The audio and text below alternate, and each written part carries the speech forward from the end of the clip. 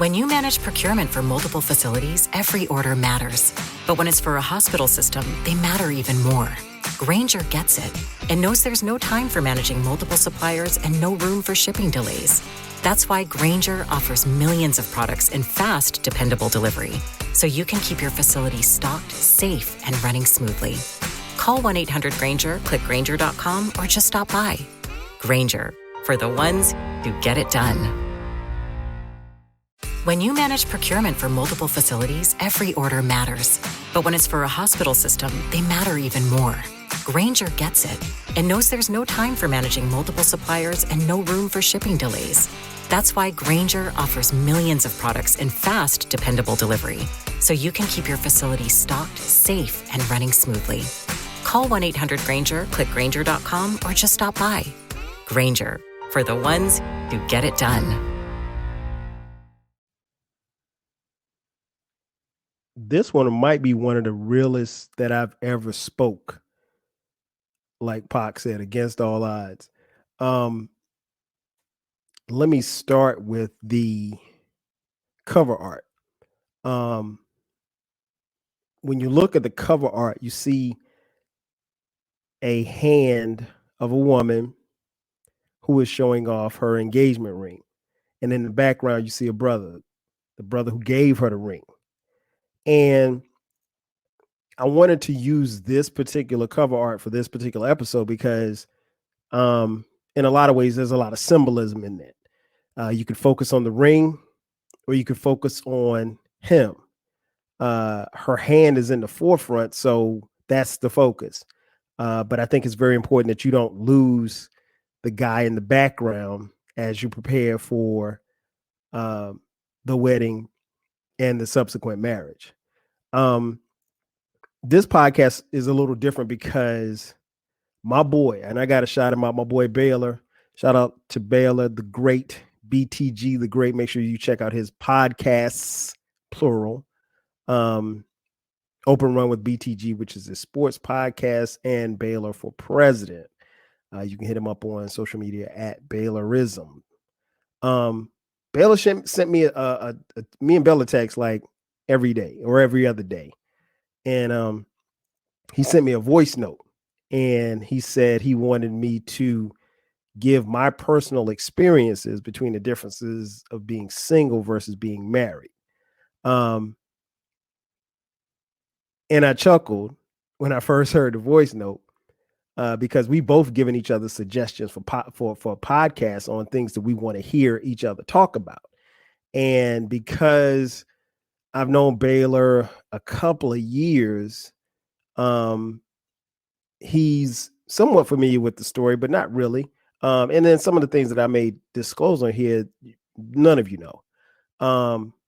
But this is my boy. This is my brother right here. So, we haven't known each other for a long time, but it seems like we've known each other a lifetime. I'll put it like that.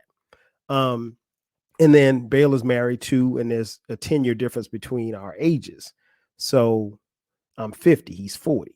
So, but yeah, he suggested, this episode. So I was like, yeah, I'll do it. And when I agreed to do it, I was like, okay, well, how am I going to break this down with giving you some gems, but not giving you too much of the sauce? But here it goes. There are definitely pros and cons. I will start by saying is that, nobody has to be married. It's a choice. And I'll touch on marriage life and the sorts in just a second. But, it's a choice. And I don't think that necessarily it's something that everyone grows up aspiring to be. But I mean, ultimately, here's the thing. You're either going to be married or you're going to be single. And what I mean by single is single as in being not married, not single as in I'm single, I don't have nobody, because you can be single and have a boyfriend or a girlfriend, but you're not classified as being married. Married meaning on paper, legally binding, you're with that person. But yeah, again, shout out to Baylor for the suggestion or even asking me because he wanted to hear me talk about it. I was single for a long time. Even having met my wife in college, I still was single for a long time. And I had, friendships, I had relationships, I had things that I probably couldn't even really define, really, if I'm being honest. Um, but I had fun being single.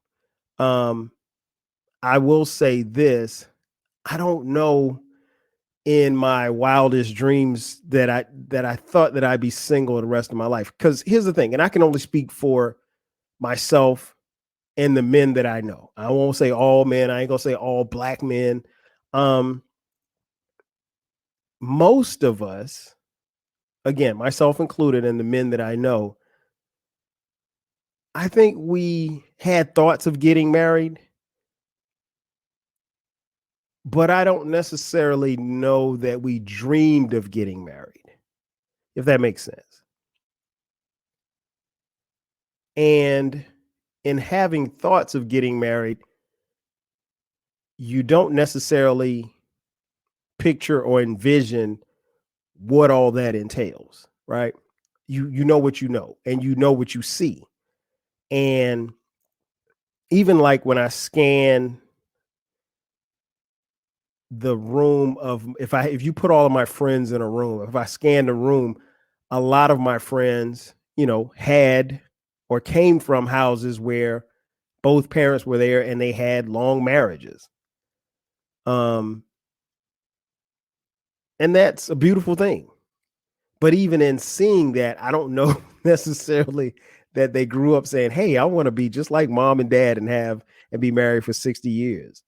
Uh, and then conversely, I had friends like me who had parents that were married and got divorced. My parents got divorced when I was 13, almost 14, right? And then I have friends who parents never married, right? Um, got a few friends who don't really know who dad is. I mean, they know who dad is, but they don't know dad like that. And that's unfortunate. So I'm just talking about what that looks like as you grow up and you scan your friends. Um, and so, being single or growing up with that single mindset, you don't necessarily, I don't know that any of us, myself included, aspired to be married for 70 years. I mean, I don't know that we did. I can only speak for me. It's not something that, I mean, I knew that, yeah, one day I'd like to get married. And I knew that one day I envisioned myself getting married. I envisioned myself having a son. Um, but that was about it. Like, I didn't envision like what my wedding day would look like, or, how I would raise kids, or when you're single, you don't really think about that kind of stuff, particularly when you're younger. Um, but for me, Baylor, the single life was cool. The single life was cool. The single life was really, really cool. Um, it was really dope in high school and in college. Uh, I mean, for me, single life meant one thing. Black women. I love black women, and I still love black women to this day. And I'm always going to be a proponent and an advocate for black women.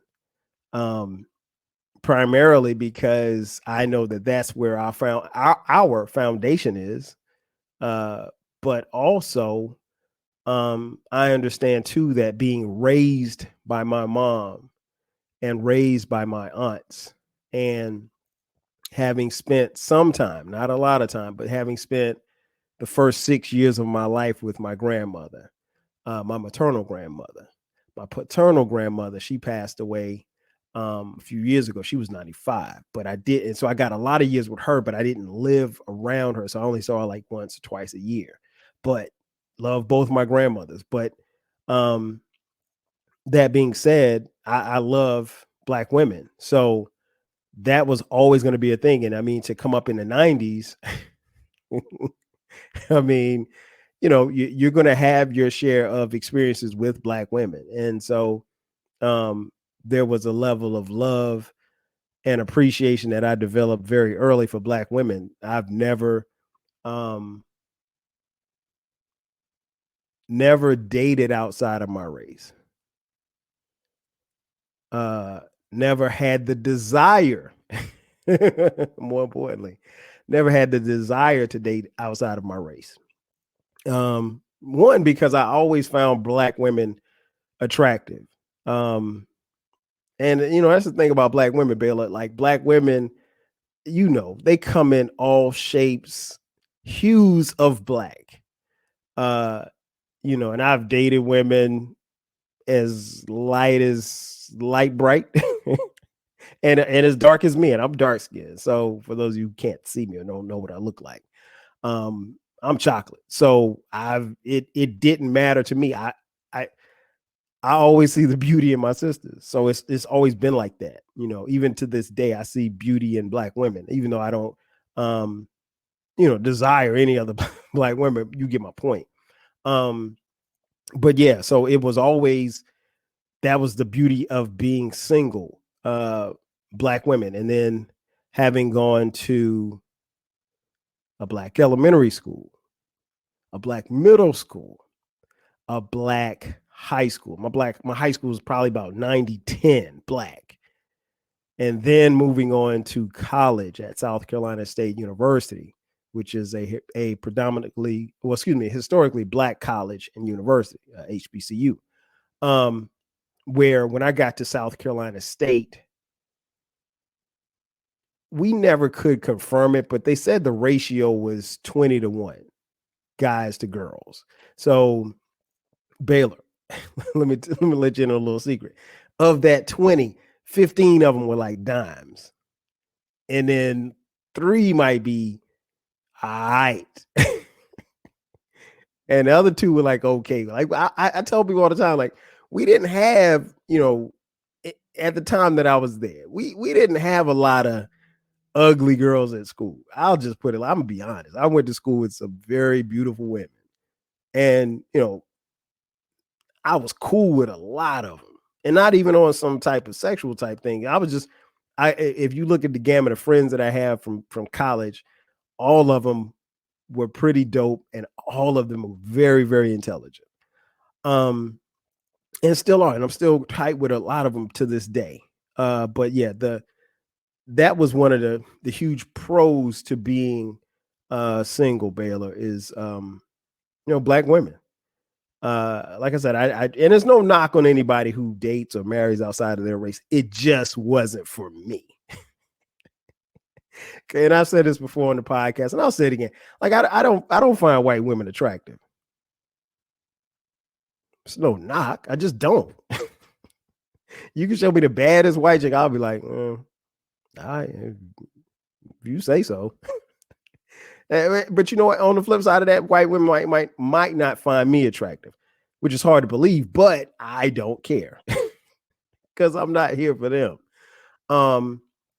And then being in Florence, I wasn't around any Hispanics or Asians because Florence wasn't like Florence is definitely more diverse. That's my hometown, Florence, South Carolina. And then I moved to Atlanta after I graduated from college. I moved to Atlanta in 1997. So I've been here at the time of this recording 25 years. So, but when I moved here, I was in a relationship, and then we broke up, but we got back together. But we broke up for about a year. So even in that year, I was able to experience Atlanta single, and I had a lot of fun. Did a lot of partying, a lot of running around, spending money, having a good time. And that was before I settled down. But I think that's probably the biggest pro I could say. Just Black women, being able to be around them and experience them and learn so much. And if you as a man, if you're paying attention, a Black woman will tell you a lot and teach you a lot. Black women will teach you a lot. So I would definitely say that's a pro, amongst other things, in me being single. Con, there really weren't a lot of cons to being single. I guess the biggest con I can give you uh to being single is um well, let me go back. Let me go back to the pros. When you're single, you can only focus on you. Um and what I mean by that is when you're not married, a single black man. So when I was single, uh everything was on me. If I wanted to move, like I told you, I moved to Atlanta. But let's say I got here in Atlanta in '97 and I stayed a year and I'm like, it's all right, but I want to go to Detroit. I could do that. There's nothing that holds me back from moving from Atlanta to Detroit. So if you want to move, you want to have career changes. If I wanted to go bungee jumping, it's just me. So I'm single. So I have no responsibilities. I have, in essence, no one to answer to. I don't have to think of anyone but myself. And I think, you know, that is one of the biggest transitions for men going from single to being married is because all your life, all you had to worry about is yourself. Right. So I didn't have to worry about anybody else. And so you develop um somewhat of a selfish nature to a degree. And I think we're all selfish. I mean, we're human. We're the only you are the only person that you're going to deal with your whole life. That's it. You came here as you and you'll leave here as you. And you came here and you're going to leave by yourself.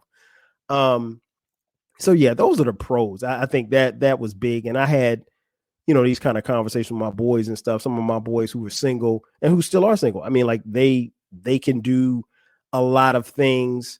And I'm not saying that I can't do any of the things that they do, but I just have other people to consider wherein they don't. And like I said, if I wanted to go, not that I ever wanted to go bungee jumping, because who does that, right? But that's probably probably the best, the most weirdest and obscure example I can give you. If I wanted at 26, if I wanted to go bungee jumping, I could, and I didn't have anybody to say, well, hey, no, wait a minute. If this doesn't work out, your wife will be devastated. Your kids will be devastated. Um, and of course, I mean, I got my mom and my brother and my dad, but that's a different story. But as far as having someone, um, as far as a con for being single, um, I think the biggest thing I can say is that at some point, for me, I can only speak for me. At some point, it gets old. I mean, like, don't get me wrong. Me and my boy Jay, I'll use my boy Jay Fresh as an example. Jay Fresh and I lived together for a year when I moved to Atlanta. He's been in LA for the last 20 years now. But Fresh is still single. So Fresh comes and goes as he pleases, does whatever. He doesn't have any kids. He's got a couple of degrees. He works, he chills, he does whatever he wants to do. Um, and he runs the streets, as far as clubbing, women, whatever the case may be. That's cool for him. But for me, at some point, the con of being single is at some point it would get old. Like if things didn't play out the way that they did and me meeting who I met, my wife in college and us settling down and getting married, I know at some point just being single would have gotten it. Because at some point I would have wanted to stop and kind of scale that stuff back and settle down and start a family because that's what I wanted to do. But everybody's not on that. Everybody doesn't want to have kids, and everybody that's single that doesn't have kids don't want kids. And I think a lot of times people assume that they do, but they don't. You don't know that. Don't assume. But anyway, that's a podcast in and of itself right there that I may have to come back and revisit because you see a lot of married folk trying to impregnate and marry off single people and they ain't ready or they don't want to. And that's cool. Um, So that's a con. You can't, Baylor, you can't run the streets forever. I mean, for me, at some point, it was going to get old and tired. I was going to, just because of the type of person I am, I was going to eventually evolve and mature into something where being single and living the type of lifestyle that I was living wasn't going to fulfill me long term. Short term, it was dope, but I couldn't see myself 35, 40, 45 years old at the same pace that I was at. And again, no knock on anybody else that does. I mentioned Jay Fresh. Jay Fresh does that and does it in his sleep and does it well, and he enjoys himself. I have single partners here in Atlanta that are the same way. I just couldn't do it. And particularly for me, I think I've always operated under the mindset, if you find someone, you know, that is dope, that you want to spend time with, that you want to be with, then if you got that, there's really no need for anything else. Why not settle down? And settling down may not be getting married, but why not sit down? Why not sit down and just chill? So that's the single side of it. Um, the married side, at the time of this recording, I've been married 22 years. So it's been a while. So technically, if I'm 50, I've been single longer than I've been married, because technically you're single until you get married. So I've been single longer than I've been married, but I've been married a while. I would say, Baylor, some of the pros. One, you have a lifetime commitment of being committed to the commitment. Let me say that again. You have a lifetime commitment of being committed to the commitment.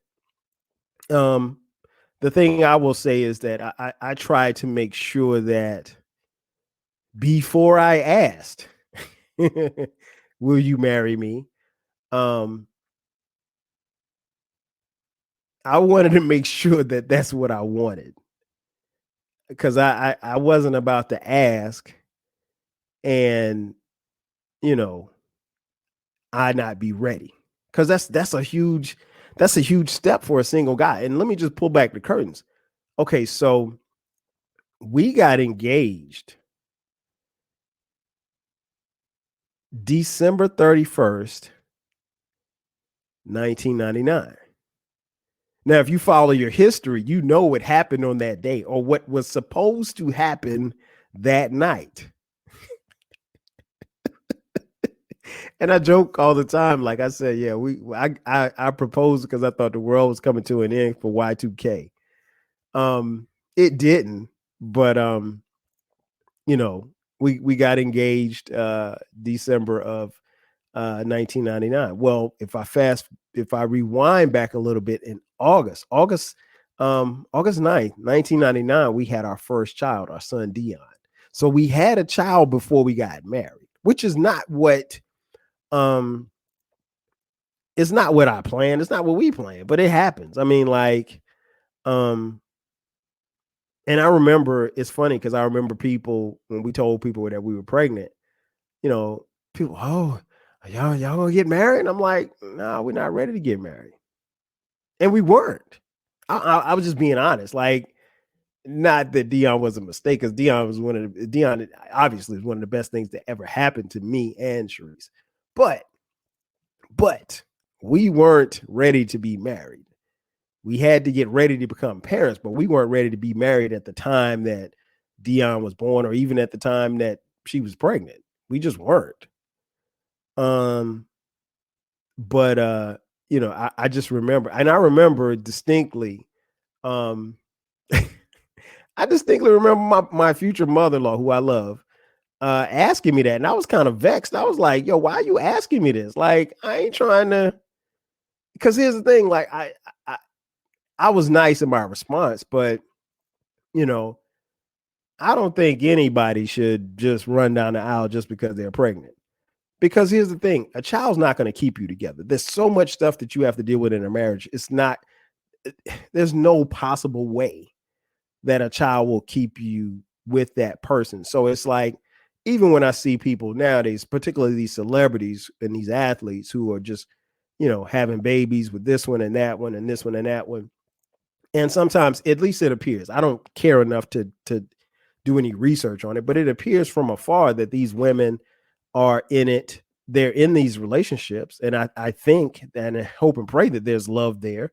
But it looks like, okay, the woman is like, well, maybe this is one way that I can keep him around. Probably not.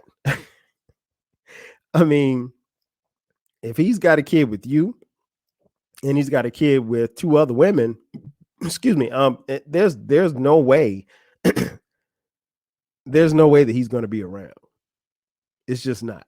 And there's no guarantee that he's going to be with you and your kid. So nah, I never operated under that mindset. Um, but yeah, Baylor, it's a lifetime commitment of being committed to the commitment. Um, you can look at it like this. Um, I always thought of marriage as something like building a house from the ground up. Your house is, it's the relationship. Um, you got to have a strong foundation, which is your friendship. Um, the foundation has to be built on love.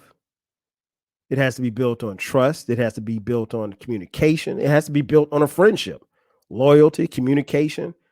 In no particular, and I just, those are just coming off the top. That's in no particular order.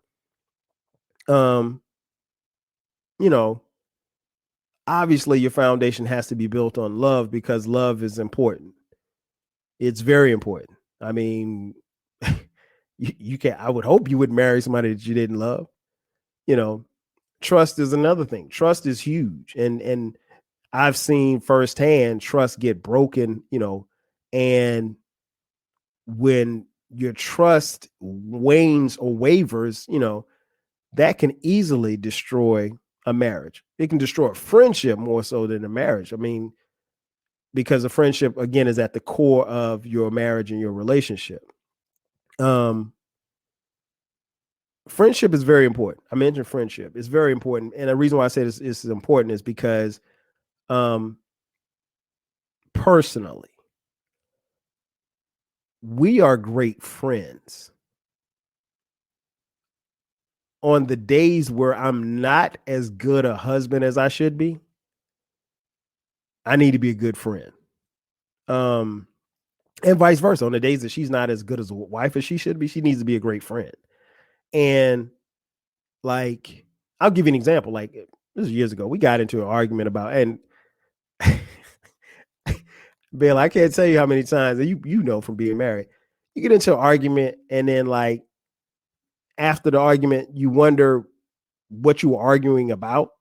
Like, you don't know, or you forgot which is what the argument was originally about. Um, but nah, the friendship piece is very important because uh we got into an argument, and I remember telling her, like, look, I had to literally take off my husband hat and put on my friend hat.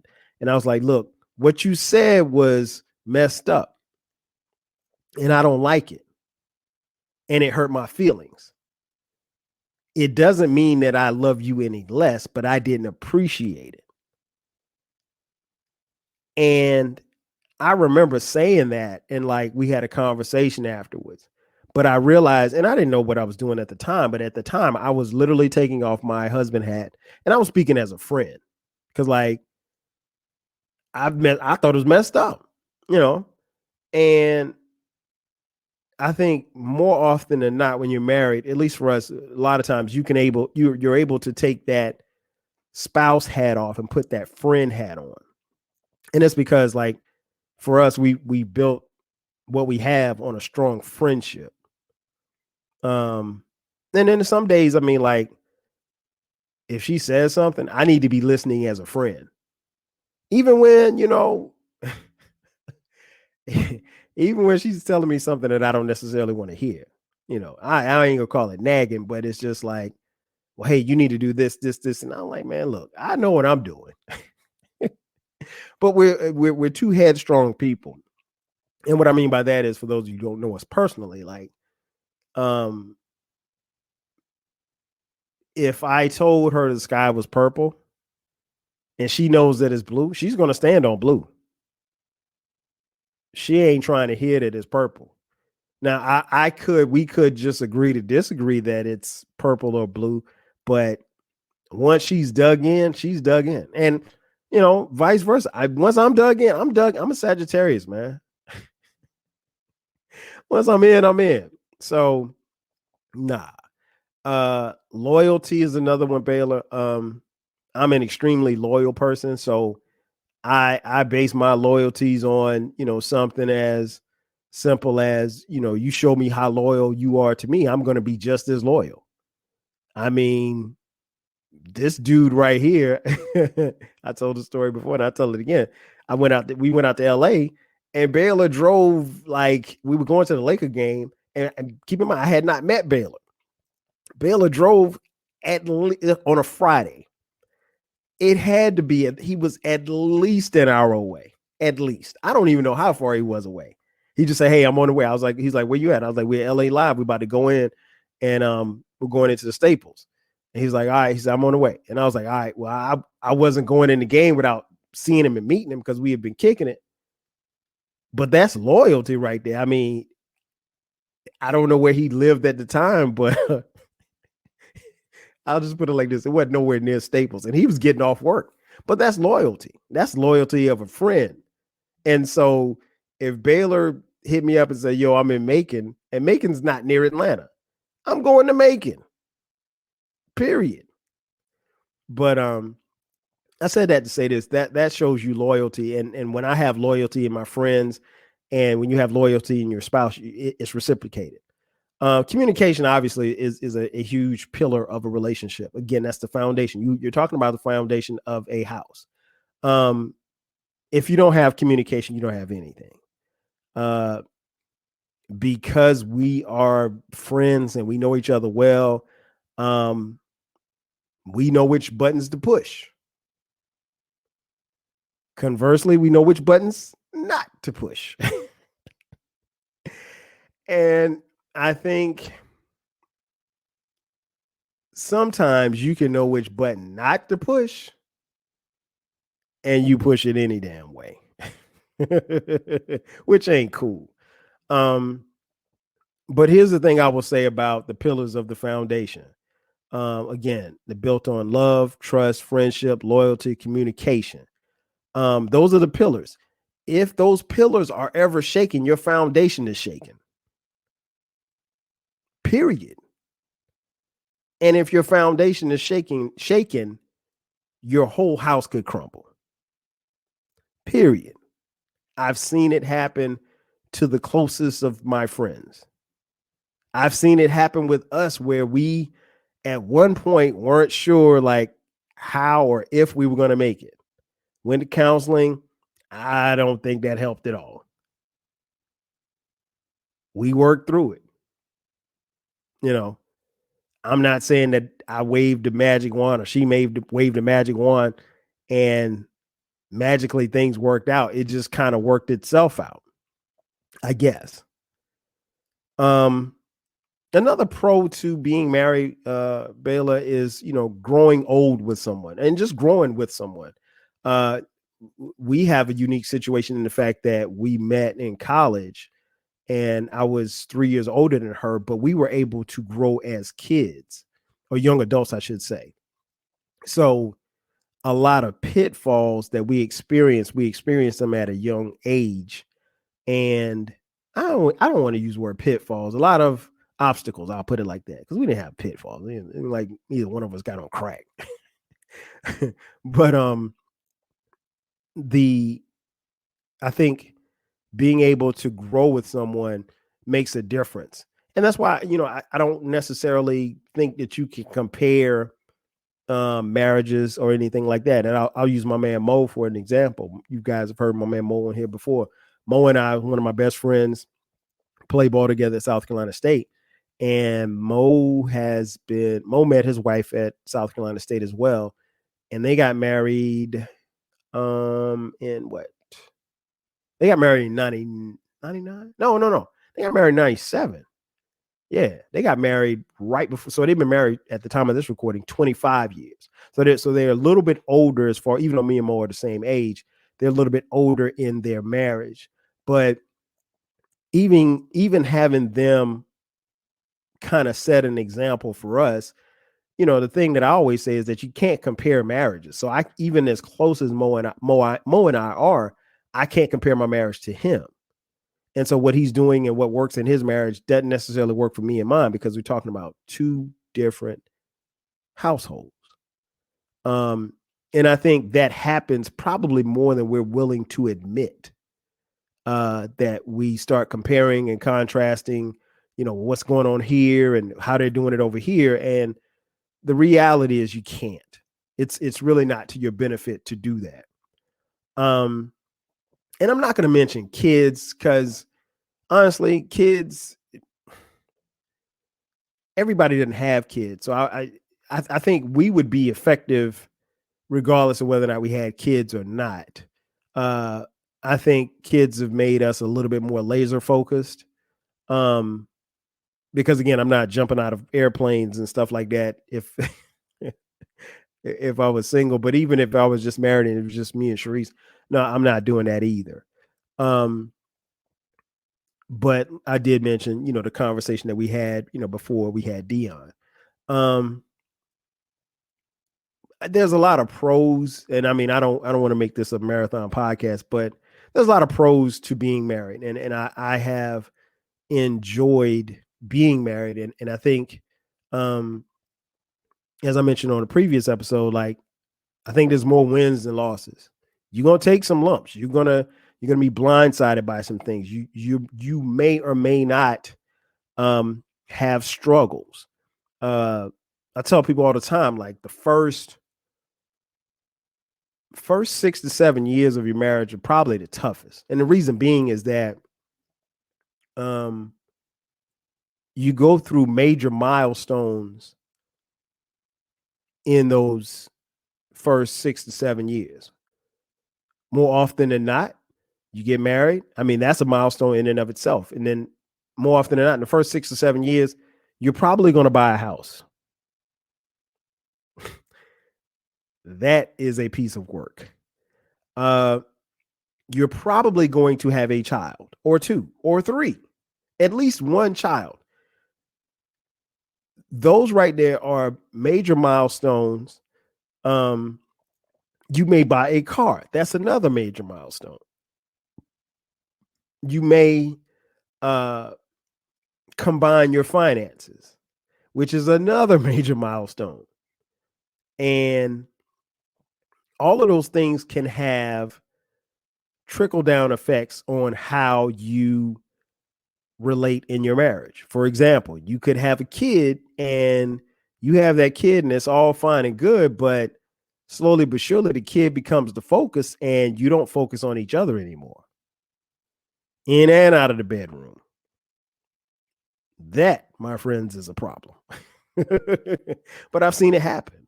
So, like, there's a lot of different ways that can go. The cons. There's cons to being married. One, I would say there's no guarantee that it's going to work. That's the biggest con I probably can give you. You are literally, figuratively risking everything. Because what is it? What's the number? Like 55%? I'm guessing here. Don't fact check. I think it's the last time I saw it's like 55% of marriages end in divorce, right? So it ain't even there's no, I mean, the day that you get married, there's no guarantee that any of what you're about to do or what you're about to plan or the life that you're trying to lead is going to work. And fellas, little FYI, and speaking from someone who lived with their mate before they got married, there's no guarantee that, I mean, don't assume that things are going to stay the same just because you were living together and now you're married. No, things still change drastically. And sometimes expectations change. And, you know, we had to have a conversation about that. Okay, well, how is this going to look? Am I doing something now that we live together that I shouldn't be doing while we're married? And I'll use going out as an example, going to clubs and stuff.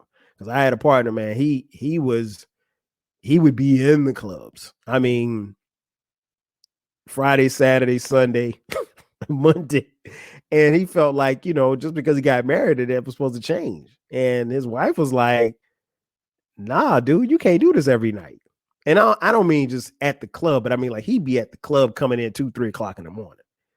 Yeah, if you do that once in a while, okay, cool. But every night, nah, man, that's a problem. That's a problem. So yeah, you run the risk. There's no guarantees that your marriage is going to work, none whatsoever. So you are taking a huge risk. And it's funny because like again, I mentioned my boy Jay Fresh. Jay Fresh was one of my groomsmen at my wedding, and my wife loves Jay Fresh, and he loves her. And I just remember we were having a conversation right before I got married. He's like, "Man, you ready to sign that contract?" And I was like, "Yo, what the hell are you talking about?" He's like, he was laughing, but he was being dead serious. He was like, "Man, you signed that contract." He's like, marriage is a contract. He's like, it's easy to get in. He's like, how much does it cost for a marriage license? I was like, what, 10, 15 bucks? He's like, see? He's like, it's going to cost you $10 to $15 to sign to get that marriage contract, to get that marriage license. He said, but it would literally cost you your shirt if this thing don't work. And you know what? To say that he's never been married and doesn't have any kids and doesn't have any responsibilities, he was right. It could literally cost you your shirt, Baylor. But the thing is that when you decide to get married, you got to be willing to take that risk. And one of the other cons about marriage is that I think this goes without saying, but I'm going to say it for the people in the back and for the people who look at Facebook and Instagram pictures and think everything's sweet. Marriage is tough. Period. It is work. It's almost like a football game. From the stands, you can see everything.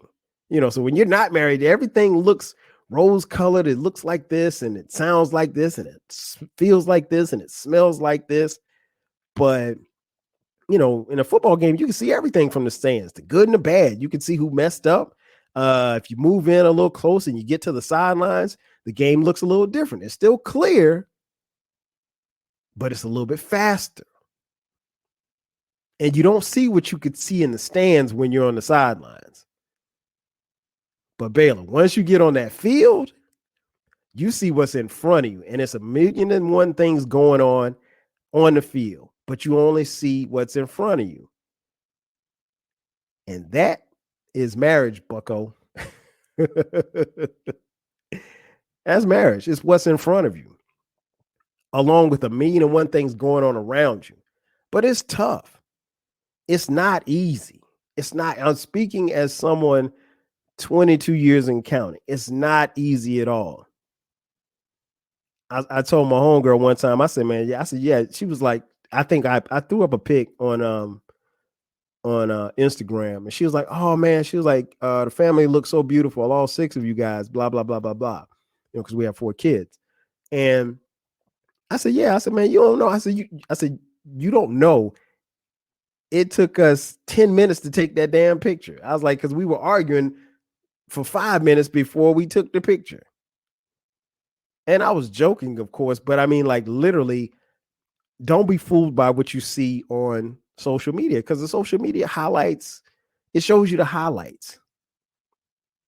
It shows you, it accentuates the positives. No, you're going to go through some real shit in a marriage. I'm going to be honest. And it doesn't necessarily have to be infidelity. It doesn't necessarily have to be finance. It doesn't have to necessarily be family members butting in, but it could be all three of those things and more. And you're going to have to go through some things. And I mean, that's why I want to go back to it being tough. You have to be prepared for what's in front of you and what's tough, because it ain't easy. And if we're being honest, it ain't supposed to be easy. If you want to keep it real, it's not easy, and it ain't supposed to be easy. And if you get into it thinking that it's easy, boy, you got a long, you're going to be on a long road. You're going to be on a long, lonely road. It is a beautiful experience. One that I would do over and over and over again with the person that I chose and the person that chose me. But ain't no breaks in it. You don't get no 20-second timeouts. It's tough. But the thing I always tell my kids is anything worth having is going to be tough. It's not going to be easy. It ain't supposed to be. Because when you get the rewards, you'll appreciate them that much more because you endured the toughness. But no, I don't get it twisted. And I see a lot of stuff. A lot of times I see stuff on social media, and I get it. You know, you want to have the beautiful wedding and, you know, picturesque, and you want to throw all these pics up on social media and get a bunch of likes and comments. Oh, this is so beautiful. I mentioned in the wedding episode a couple of months back, hey, bro, a wedding lasts 20 to 25 minutes. Prepare yourself for the marriage, because that's what you're going to need. Marriage is a lifetime, or at least you want it to be. But even in that, a marriage isn't 50-50. No truer word spoken. It's not. And it's tough. It's not going to be easy. But if you want to work, you can make it whatever you want it to be. But the key word is work. And so technically, a marriage is a work in progress. And if we're being real with ourselves, that's what we are, works in progress. So there's pros and cons to everything. There's differences between being single and being married. And you have to figure out what it is that you want and how you're going to go about doing it, and making sure that you and that other person are on the same page as far as doing it. Lastly, Bill, I'm going to leave you with something that I wrote for my blog years ago. And to be honest, Bill, I had to go back and find this one because I don't know if because I have a blog, but I don't post a lot of stuff on there anymore. I don't know if this was just in drafts or if this is something that I don't know. Let me just stop. I don't think I wrote this. I think I added to what I'm about to read to you, but I don't think I wrote this. But anyway, it was in my drafts. About marriage being tough. 1, marriage is not fair. Marriage isn't fair. It's not equal. At any given time, someone is getting more than their share of the good stuff, and someone is picking up more of their share of the crap at the end of the stick. This is just life. It's not perfectly balanced. It's not a teeter-totter. It never will be. Surprise. Think of the game teeter-totter, where the goal is to stay balanced the whole time with both people's toes touching. No one dips. No one floats. Whenever someone starts to go up, the person falling whines, grabs a hole, and complains about how unfair it is with the person rising, and the person who's rising feels guilty and nervous. Is that super fun? No. The point of the teeter totter, getting tongue tied. The point of the teeter totter is to enjoy the rising, enjoy the anticipation of falling, and then the fact that you work together to keep the cycle moving. So deal with it. Don't spend any time tallying up how much slack you've taken for the other person of picking up behind them or what have you. And you're demanding to be repaid. Just ride the teeter-totter, do your part pushing, and trust your partner not to bump you off when you're on top. Number 2, marriage has no finish line. My mother-in-law used to always say, you can tolerate anything if you know when it will end. Marriage has no end unless one of you dies. But let's not try to look at the coffin as the finish line with a ribbon across it that you can joyfully burst. Marriage is a permanent shift in a paradigm. The vows say that two become one, not two standing together very closely together with an eventual plan to disentangle if somebody starts to sink. This is a magic spell where you throw away the antidote, a surgical procedure where you tossed out the instructions for reversing the operation and decide to live and die that way. There's no being done. There is no exit to marriage. Number 3, I mentioned a little earlier, marriage has no rest. Whatever you're doing to stay married, do it every day, all the time. There are no vacations. There are no periods of time off or good behavior, and no rest days. Not that you're looking at other dudes or other guys or girls, or you even considering your spouse's needs before your own always. And the beauty of it is that taking a break wouldn't even be fun. You don't yearn to take a break from having a functional heart valve or some time off from your left arm. So you don't get tired of being able to see or breathe. Marriage isn't like your favorite song that you can only put on repeat for so long before it starts to annoy you. Marriage is like oxygen, where taking a breath from it starts to kill parts of your brain. Remember, dating was not fun. Fortunately, you don't have to do it anymore. Number 4, marriage has no metrics. There is no winning in marriage. There are no medals. You can't even see how you rate compared to other married people because there's no standardized test and no score. Being married is like running an endless race. You can't see any of the other runners or any other mile markers. And the only reason why you know that you're still in the race is that you haven't died yet. You can compare your marriage to other people's marriages if you want to, but you never can tell whether or not you're beating them really. Maybe all of their fighting is a secret behind closed doors. If you're lucky, you may someday hear a friend say, quote, "You guys have such a strong marriage." But then you have to wonder, what is that being compared to? There are no inches, feet, or yards in which you can measure a marriage. You can't measure yourself how good it might be or how good it will be. But you never really fully know if you've made it.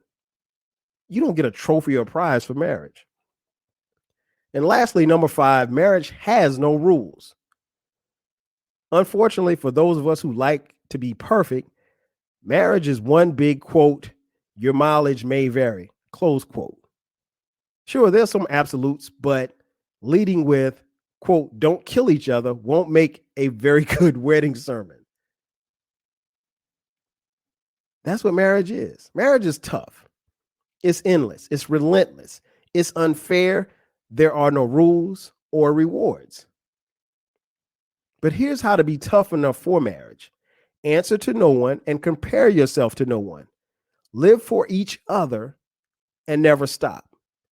Embrace your spouse with such force that they become an extension of your own self. an extension that you could never do without.